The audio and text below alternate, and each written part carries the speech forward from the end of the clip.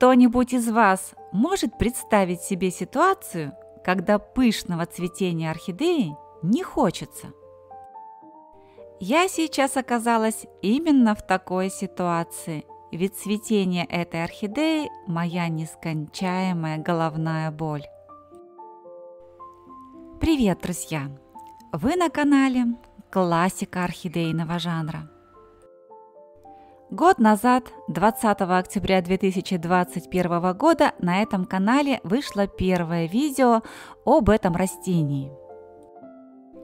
В этом видео я рассказывала вам 4-месячную историю пребывания этого растения у меня дома с момента покупки этой орхидеи в местном строительном магазине французского происхождения и до первого цветения орхидеи у меня дома. И если вы захотите ознакомиться с этим 25-минутным видео, ссылку на него я, как всегда, оставлю в первом закрепленном комментарии под видео и в описании к нему. Если же ни времени, ни желания обращаться к видео годовалой давности у вас нет, в этом ролике я напомню вам краткую историю предыдущих событий. Но давайте, как всегда, начнем разговор обо всем по порядку. В июне прошлого года я приобрела вот этот промышленный гибрид, который продается в наших магазинах с торговым названием «Камбрия». Фактически под этим торгово-промышленным названием можно встретить в продаже любую орхидею от анцидопсиса до мильтонии и брассии, как в данном случае. Историю моей брассии или орхидеи-паук можно отследить с момента ее нахождения в магазине. Ведь сейчас на ваших экранах момент выбора. Я выбирала из 2 брассий одну в свою коллекцию. Мой выбор пал на желтую брассию, хотя в комментариях под предыдущим видео мне многие написали, нужно было брать 2. И если еще год назад я могла пожалеть о том, что не купила 2 подобные орхидеи в свою коллекцию, то сейчас, дождавшись пышного и обильного цветения своей брассии, я ни грамма не жалею. На момент приобретения брассия была цветущей на 1 цветонос, тем не менее, сразу после покупки я решила ее пересадить. Акцентирую ваше внимание, если опыта выращивания орхидей у вас мало или его нет вовсе, после приобретения орхидею лучше не пересаживать, а оставить ее в покупном субстрате до активации вегетативного роста. Напоминаю вам, что в процессе транспортировки и продажи орхидея неминуемо впадет в вынужденный стресс, к которому добавится еще и стресс пересадки. Без определенных навыков вывести орхидею из двойного стресса не всем под силу, поэтому лучше стресса пересадки избежать. Во время пересадки обнаружилось, что в горшке содержится 4 независимых друг от друга растения. Самое крупное из них я посадила в горшок диаметром 14 см с огромным количеством вентиляционных отверстий и, как всегда, на фитиль. Горшок для посадки я выбрала из прозрачного пластика, хотя можно было использовать и любой другой. Обратите внимание, дно горшка не касается воды в кашпо, ее касается лишь фитиль, это важно.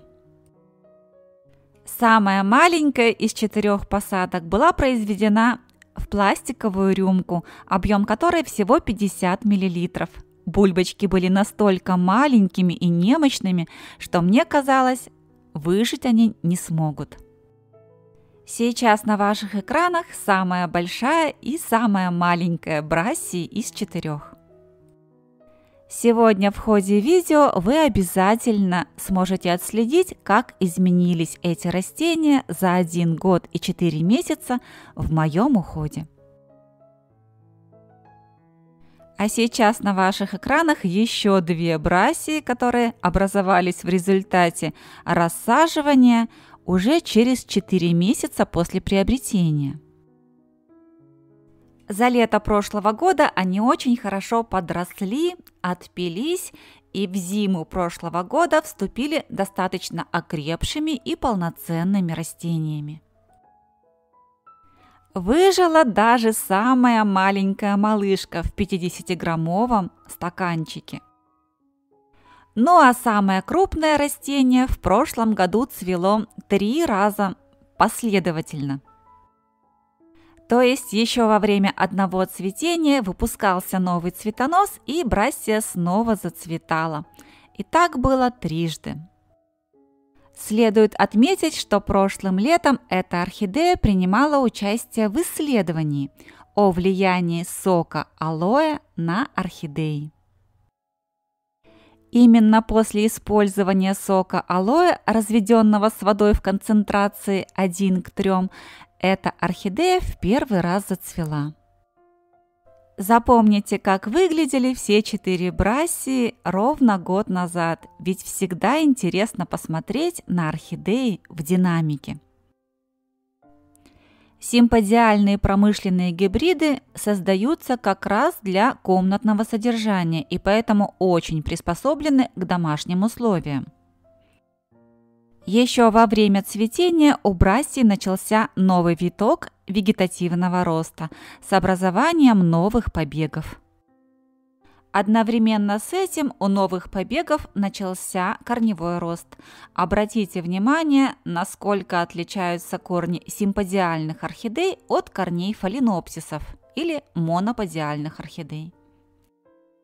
Это объясняется тем, что симподиальные орхидеи хоть и являются эпифитами, но принадлежат к другому их виду, нежели моноподиальные. Проще сказать, если фаленопсисы принадлежат к эпифитам гнездового или кармашкового типа, то симподиальные орхидеи являются лишь полуэпифитами. Что это значит? Говоря простым языком, полуэпифиты – это орхидеи, которые начинают свою жизнь как полноценные эпифиты, но в дальнейшем они способны проращивать свою корневую систему в субстрат и уже из него получать все необходимые питательные вещества и воду. Субстратом для таких орхидей служат моховые подушки, листовой опад и камни с органическими отложениями на них. Но это в природе. Что мы можем предложить брассиям в качестве субстрата в домашних или квартирных условиях? Основой для субстрата в моем случае является кора хвойных пород деревьев. Акцентирую ваше внимание, чем крупнее исходное растение, тем крупнее должна быть фракция коры.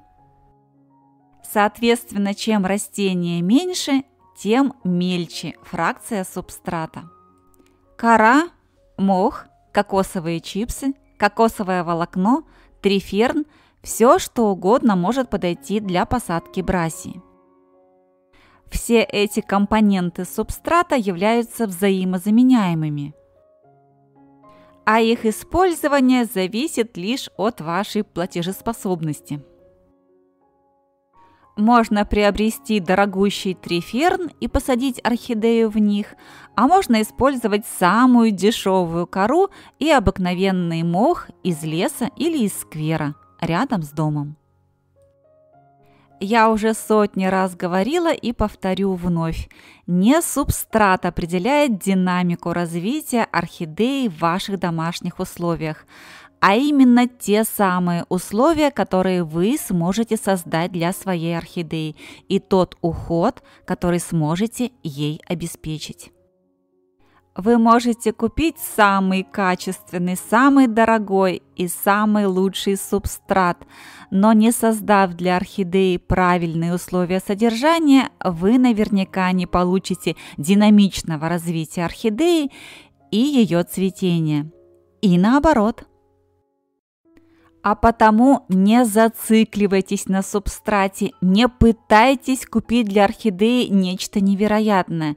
Просто создайте для всех орхидей одинаково благоприятные условия и наслаждайтесь их динамичным развитием и пышным регулярным цветением. Все мои орхидеи посажены в самую дешевую кору, которую только можно придумать, с добавлением самого простого мха из сквера рядом с домом. Тем не менее, все мои растения очень быстро растут, динамично развиваются и великолепно цветут. А все потому, что в их выращивании учитывается физиология каждого вида орхидей и применяются все правила правильной агротехники данного вида орхидеи. Если вы хотите узнать подробности об условиях содержания данного вида орхидей, рекомендованных производителем, посмотрите предыдущее видео. А в этом видео я расскажу о тех условиях, которые создала для своих орхидей я. Все светолюбивые орхидеи, к которым относятся брассия, содержатся у меня в квартире на окнах юго-восточной ориентации. Французские окна в пол и очень много естественного солнечного света и прямых солнечных лучей для каждой орхидеи в течение нескольких часов в день. Плюс искусственное дополнительное освещение с доведением длины светового дня до 12-14 часов в сутки. Температурный диапазон для содержания брассии достаточно широк. Минимальные температуры, при которых содержались мои брассии, плюс 7 градусов Цельсия, а максимальные превышали 36 градусов Цельсия.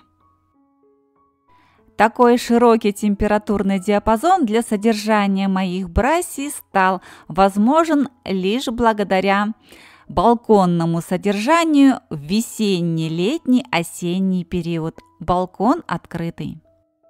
Сейчас на ваших экранах апрель 2022 года, и брассии в дневное время уже выезжают на открытый балкон для того, чтобы получить первые яркие лучи весеннего солнца. Сначала орхидеи выносятся на балкон лишь на 15-20 минут, и каждый день время пребывания на открытом солнце увеличивается на 5-10 минут. Таким образом, каждый год я приучаю свои орхидеи к открытому и прямому солнцу. Когда ночные температуры не опускаются ниже плюс 15 градусов Цельсия, орхидеи начинают находиться на открытом балконе круглые сутки. В наших владивостокских климатических условиях круглосуточное пребывание на открытом балконе становится возможным лишь к концу июня.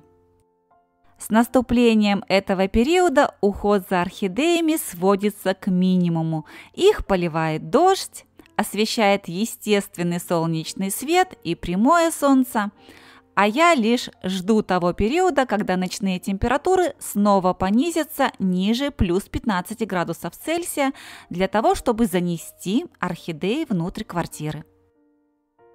На мой взгляд, этот период – самое счастливое время в жизни моих орхидей. Им так нравится поливаться дождем, обдуваться ветром и нежиться под прямыми солнечными лучами. Вегетационный период у самой большой орхидеи в этом году дал прекрасный результат – 5 новых побегов, у 3 из которых уже летом появились цветоносы. Цветоносы развивались не спеша и достигли полного распуска только в октябре. Сегодня я покажу вам это цветение. Цветоносы брассии точно так же, как у любой другой орхидеи в моей коллекции, я формирую. Как известно, и это доказанный научный факт, о котором я часто рассказываю в своих видео, все растущие части орхидеи подвержены такому явлению, как фототропизм. Фототропизм, как известно, обусловлен работой фитогормона внутри организма орхидеи, и этот фитогормон – ауксин. Понимая принципы работы и перераспределения фитогормонов внутри организма орхидеи, можно с легкостью сформировать цветоносы любой формы, вида и качества. В этом цветении я решила сформировать цветоносы брассии в виде дуг по направлению к основной листовой массе орхидеи. Вот так выглядели сформированные цветоносы в момент начала их окрашивания. На каждом из 3 цветоносов по 7 бутонов, итого 21 цветок на брассии. Вот так выглядели цветоносы в середине сентября, и лишь к середине октября они полностью распустились. Еще месяц назад я с радостью ожидала этого пышного цветения. Тогда я еще не знала, что этот месяц будет настоящим месяцем хождения по мукам. Первые 2 цветоноса начали распускаться в 20-х числах сентября, и уже тогда я поняла, что дела плохи. Как всегда, в первую неделю я не могла понять, от чего так дико болит моя голова. Надо отметить, что даже несколько цветов этой орхидеи дают очень сильный и навязчивый аромат. Этот аромат распространяется по всей квартире, даже при закрытых дверях. Наивная, в первые недели я даже пыталась поставить эту орхидею в комнате рядом с собой, чтобы любоваться ее цветением. Но не тут-то было. Всякий раз, когда брассия оказывалась просто внутри квартиры, у меня начиналась нестерпимая, дикая головная боль. Надежда на то, что после полного распуска аромат орхидеи станет менее сильным, к сожалению, не сбылась. Я уносила орхидею в другую комнату. Я закрывала 2 двери для того, чтобы аромат не распространялся по квартире. Тем не менее, этот запах буквально просачивался через стены, и моя головная боль усиливалась до невообразимости. В конечном итоге цветением этой орхидеи наслаждается кто угодно, только не я.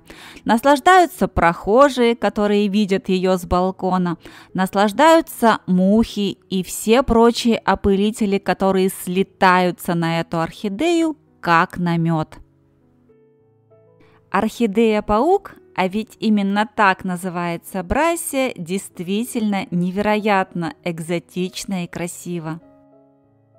Но в квартирном содержании она совершенно не подходит людям, которые резко реагируют на сильные запахи.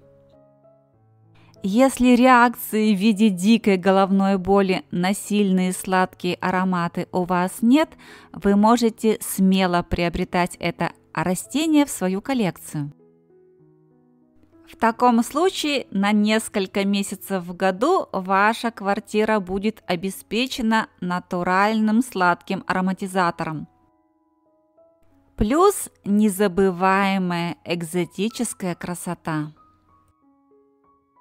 Вот такой невероятно пышный и красивый цветочный букет мог красоваться рядом со мной, а красуется на открытом балконе.